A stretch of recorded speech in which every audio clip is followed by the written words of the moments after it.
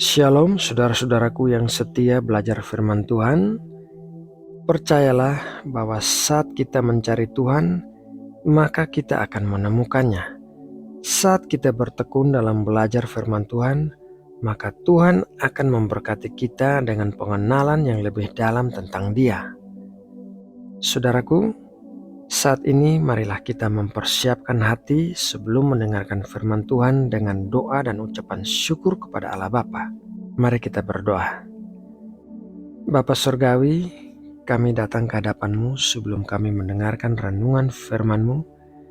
Terima kasih atas kasih karunia yang melimpah, yang memungkinkan kami memiliki akses ke firman-Mu yang hidup dan benar. Bapa, bukalah hati kami dan berikanlah pengertian agar kami dapat menerima dan memahami firman-Mu dengan baik. Bapa, kami juga ingin berdoa bagi saudara-saudara kami yang sedang sakit dan sedang mengalami pergumulan hidup. Ya Tuhan, sentuh mereka dengan tangan penyembuhan-Mu yang ajaib. Kembalikanlah mereka kepada kesehatan dan berikan mereka kekuatan untuk menghadapi pergumulan hidup ini. Biarlah mereka merasakan kehadiran-Mu yang nyata di tengah-tengah kesulitan mereka. Terima kasih ya Bapa. Dalam nama Tuhan Yesus Kristus, kami berdoa dan mengucap syukur. Amin.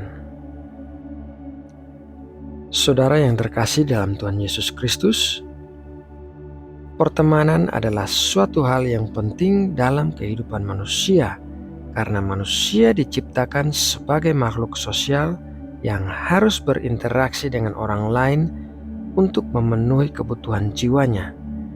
Orang yang memiliki teman akan hidup lebih berbahagia dibandingkan orang yang tidak memiliki teman. Namun demikian, suatu hubungan pertemanan bisa memberikan pengaruh yang besar bagi seseorang. Hubungan pertemanan bisa mempengaruhi seseorang secara positif atau sebaliknya bisa mempengaruhi seseorang secara negatif.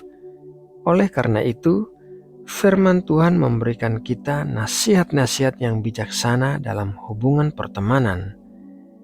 Pertama-tama, kita boleh berhubungan dengan orang-orang tertentu, tetapi jangan berteman dengan mereka. Berhubungan berbeda dengan pertemanan dalam kualitas interaksinya. Apabila kita memiliki hubungan dengan seseorang, berarti kita mengenal mereka hanya sekedarnya.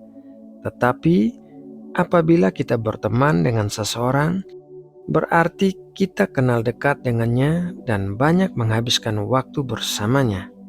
Kita juga bersikap terbuka dengan orang yang kita anggap teman serta menceritakan isi hati kita kepadanya.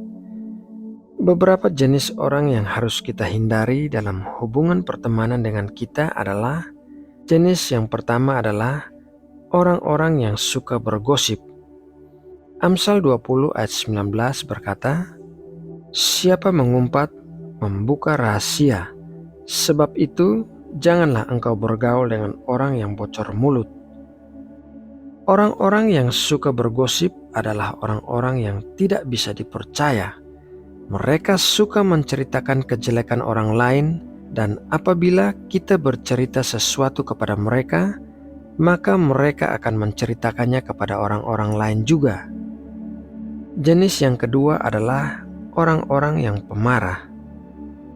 Amsal 22 ayat 24-25, "Jangan berteman dengan orang yang lekas gusar, jangan bergaul dengan seorang pemarah, supaya engkau jangan menjadi biasa dengan tingkah lakunya dan memasang jerat bagi dirimu sendiri." Orang-orang yang pemarah tidak dapat mengendalikan dirinya sendiri saat mereka marah. Oleh karena itu, mereka berpotensi melukai orang-orang di sekitar mereka, baik secara fisik maupun secara rohani. Kita tidak boleh berteman dengan orang-orang yang pemarah, agar kita tidak terbiasa dengan tingkah laku mereka dan menganggap kemarahan tidak terkendali sebagai sesuatu yang normal. Jenis yang ketiga adalah orang-orang yang mudah berubah. Amsal 24 ayat 21-22. Hai anakku, takutilah Tuhan dan Raja. Jangan melawan terhadap kedua-duanya, karena dengan tiba-tiba mereka menimbulkan bencana, dan siapa mengetahui kehancuran yang didatangkan mereka? Orang-orang yang mudah berubah tidak dapat diprediksi tindakannya. Mereka bisa tiba-tiba melakukan sesuatu yang menyebabkan kerusakan yang fatal. Oleh karena itu, lebih baik menghindari berteman dengan orang-orang yang mudah berubah.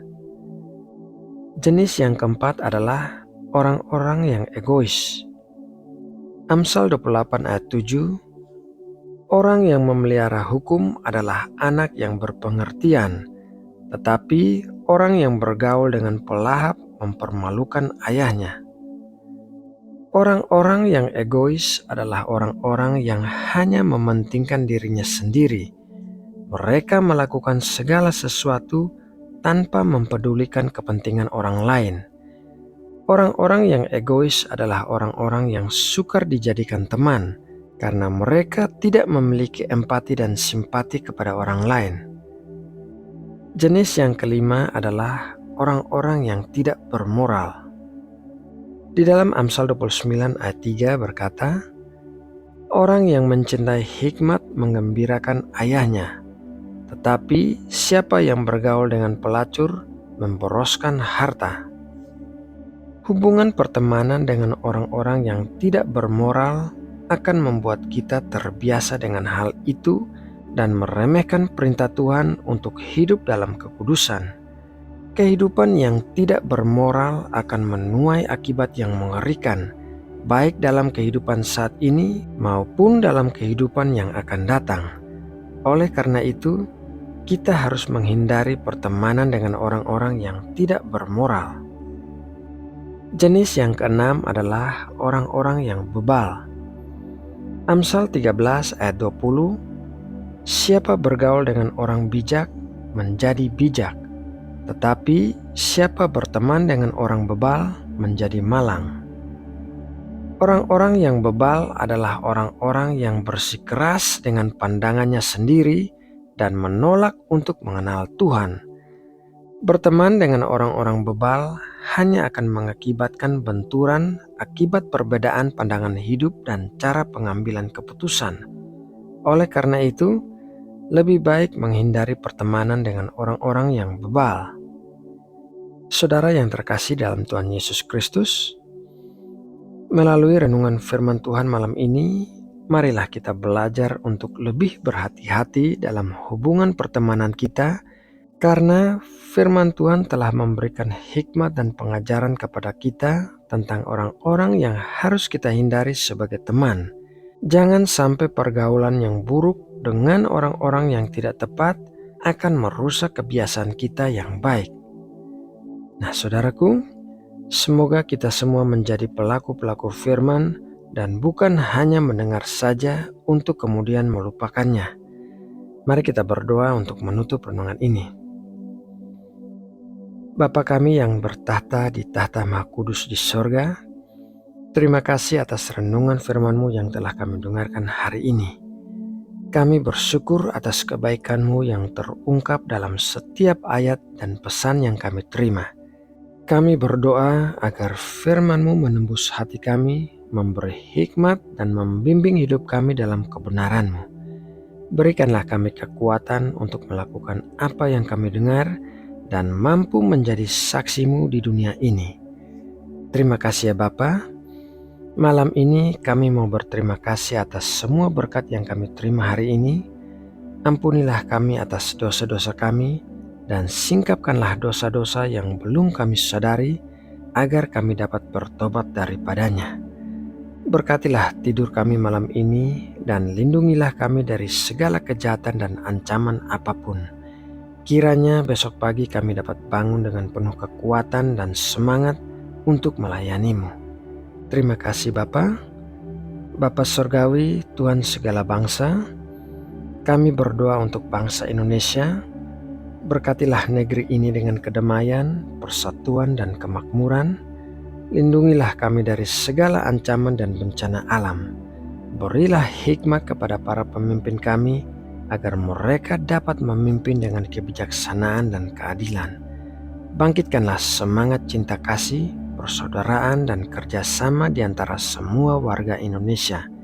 Jadikanlah Indonesia sebagai tempat kemuliaan-Mu, di mana setiap orang hidup dalam harmoni dan saling menghormati. Terima kasih ya Bapa.